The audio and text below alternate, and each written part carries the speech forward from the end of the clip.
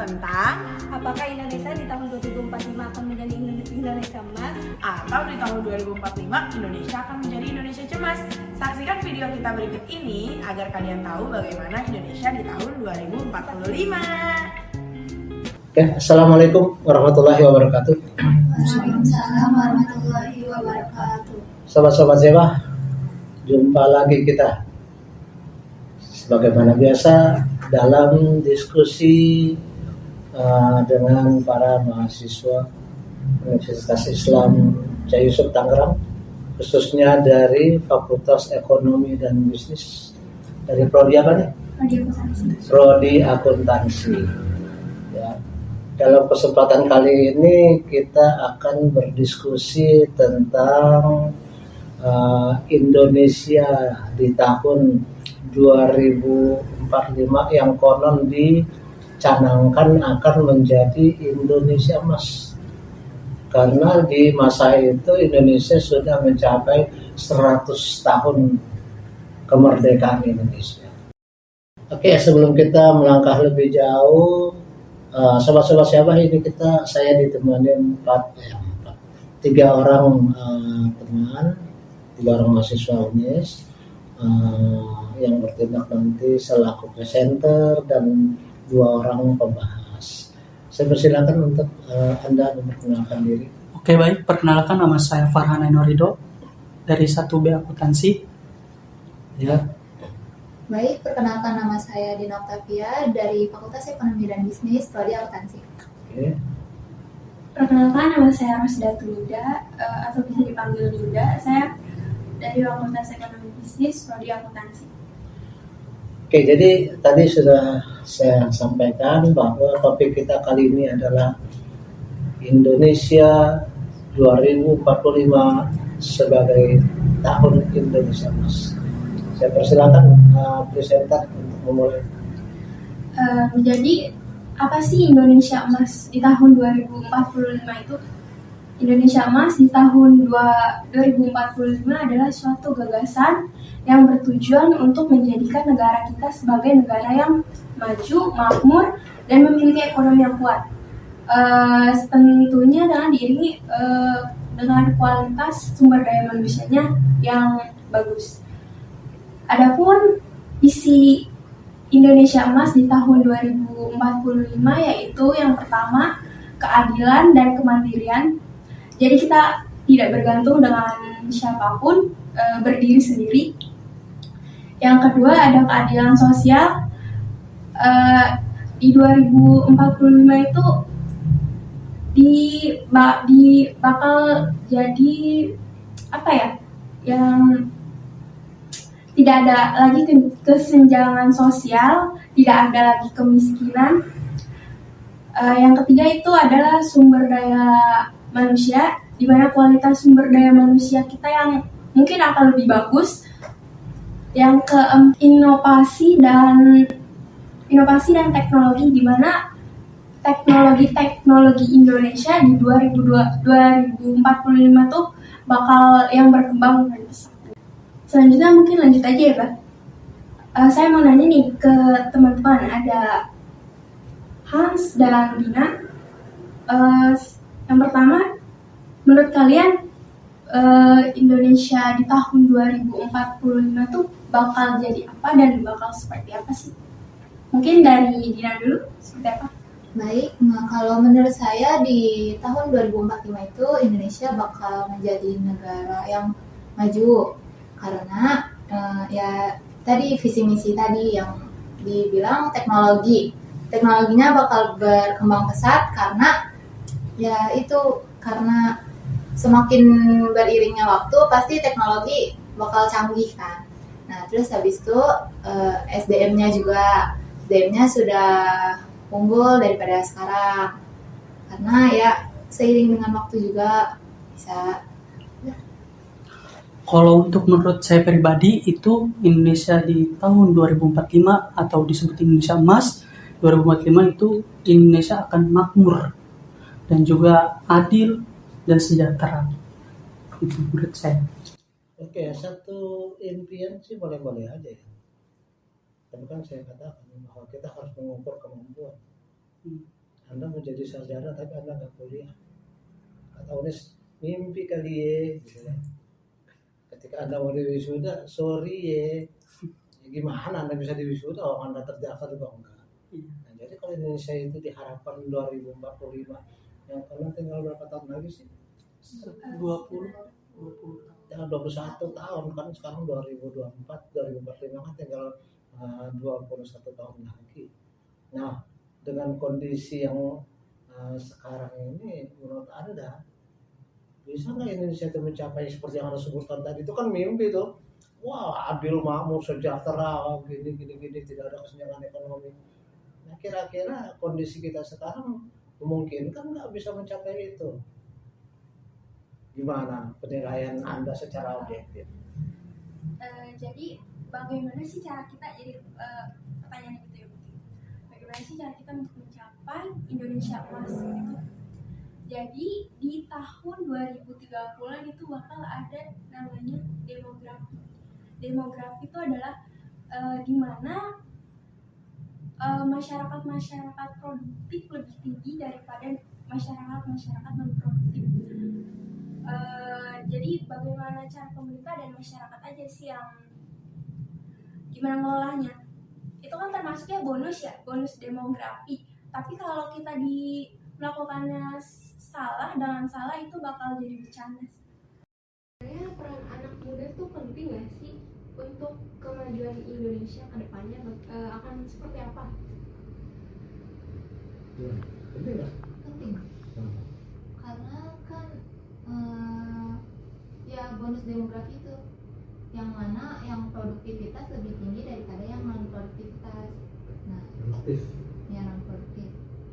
Nah, karena bonus demografi tersebut dan pendidikan yang merata juga itu ngaruh. Tapi ternyata Anda tidak bermutu. Ini nggak bisa, itu nggak bisa. Ini nggak mampu, itu nggak mampu. Ya otomatis impossible Indonesia emas tercapai. Ya kan? Nggak mungkin. Itu hanya tercapai kalau Anda yang 56% yang Anda katakan sebagai bonus itu benar-benar orang-orang yang bermutu, orang-orang yang berkualitas. Maka pertanyaannya, Anda mau jadi bagian dari itu atau Anda cuma nonton aja nanti? Kan gitu. Ya kan?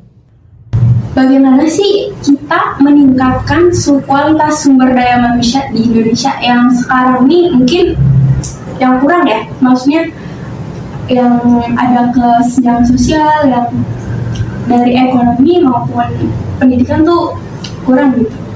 Gimana sih cara meningkatkan sumber daya manusia di Indonesia ini? Oke, kalau saya sih nggak mau ngomong terlalu jauh ya. Kalau sumber daya manusia Indonesia itu kan terlalu luas ya. Saya ingin membatasi sumber daya mahasiswa saya aja. Khususnya mahasiswa saya yang ada di mata kuliah yang saya pimpin, mata kuliah yang saya ambil. Pertanyaannya, apakah dengan metode yang saya jalankan itu menghasilkan mahasiswa yang memang benar memahami materi, atau mahasiswa yang katakanlah seperti saya bilang, mahasiswa kan 60%, dosen 40% kalau agronomi. Anda mencapai 60% dengan usaha Anda. Kalau saya jelas sebenarnya 40% harus penuh. Tapi kalaupun saya 40%, sementara Anda sendiri belajar cuma mencapai kualitas 20%, kesadaran Anda kan cuma 60%. Ya kan, bisa aja nanti kalau Anda salah-salah, tapi kan Anda tetap jalan terus dan akhirnya di wisuda. Nida sarjana manajemen, kerennya begitu. Samping kamu ada malaikat bilang tapi bohong. Kenapa ya? Karena tapi bohong, kualitasnya nggak sesuai. Jadi kita nggak usah terlalu jauh mikirin bangsa Indonesia, nggak usah deh pikirin bagaimana Anda bisa maksimum di dalam belajar. Karena apa yang Anda pelajari saat ini akan menentukan peran Anda di masa akan datang. Makanya sering saya katakan bahwa apa yang Anda pikirkan itu akan keluar berupa komunikasi Anda. Anda berpikir bahwa duduk di depan pada waktu kuliah itu mengerikan. takut ditanya dosen. Maka komunikasinya Anda lebih banyak diam, nggak pernah nanya, ya kan? Dan hal itu akan menjadi suatu sikap di mana Anda menjadi maunya duduk di belakang, maunya di tempat yang menurut Anda aman dari pertanyaan dosen. Kebiasaan perilaku seperti itu selama 4 tahun Anda kuliah, jadi kebiasaan. Nah, kebiasaan ngomong, kebiasaan nggak berani ngomong, kebiasaan cicing wae, itu kan lama-kelamaan akan terwujud juga ketika Anda terjun ke masyarakat. Anda nggak berani tampil, Anda nggak berani menghadapi resiko, Anda selalu takut, Anda selalu menghindar dari masalah, Anda tergantung pada orang. Ya, dengan kualitas seperti itu kira-kira Anda di tahun 2045 itu jadi apa? Rasanya jadi pecundang, bukan pemenang. Kenapa? Makanya saya selalu berusaha untuk please change your mindset. Jangan takut duduk-duduk. Kamu lagi belajar kok. Lagi belajar itu salah wajar. Sedangkan saya aja sebagai anak dosen, kalaupun saya salah, saya juga nggak ada masalah. Mana ada manusia yang sempurna? Ya kan, apalagi Anda dalam usia yang sekian lagi belajar, kemudian banyak salahnya, apa ditakutin? Justru ketika Anda merasa belum memahami apa yang dijelaskan oleh dosen, Anda harus angkat tangan, Pak ini maksudnya apa nih, begini-begini.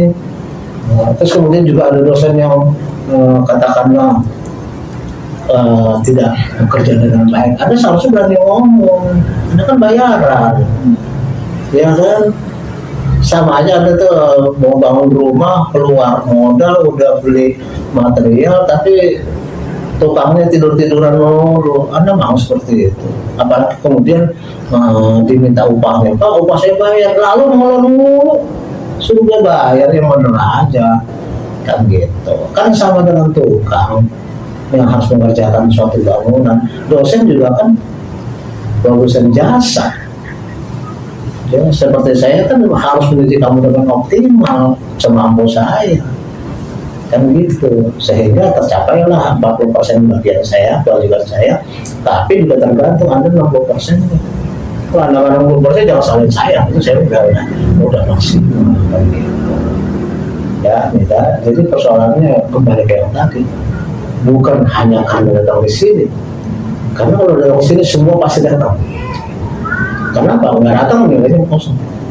Tapi persoalan datang ke sini dengan persiapan dan maksimal, atau hanya sekedar duduk dan kemudian mendengarkan, atau bisa berdebat dan sebagainya. Yang merasakan siapa hasilnya? Ya pasti Anda sendiri, ya kan? Gitu. Jadi kewajibannya itu harus kita tunaikan dengan baik supaya hasilnya nanti kembali kepada kita juga dengan baik, gitu.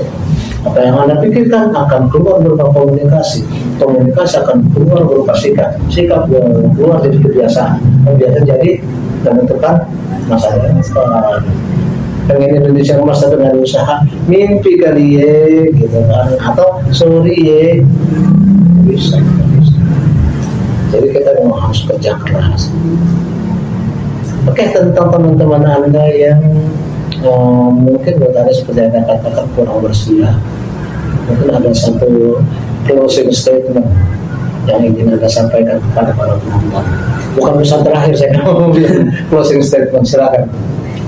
Oke, boleh motivasi. Ya, silakan. Oke, baik, untuk kelompok kami, mohon maaf bila atas ada kesalahan dan juga ada kekurangan, karena kami adalah manusia biasa yang tidak sempurna, yang seperti malaikat yang bersayap.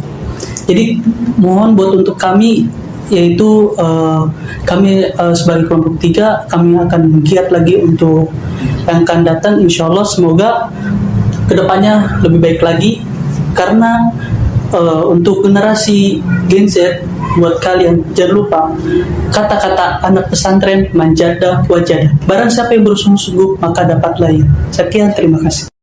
Baik, demikian sobat-sobat Syabah, mudah-mudahan diskusi kita kali ini ada manfaatnya. bagi kita semua.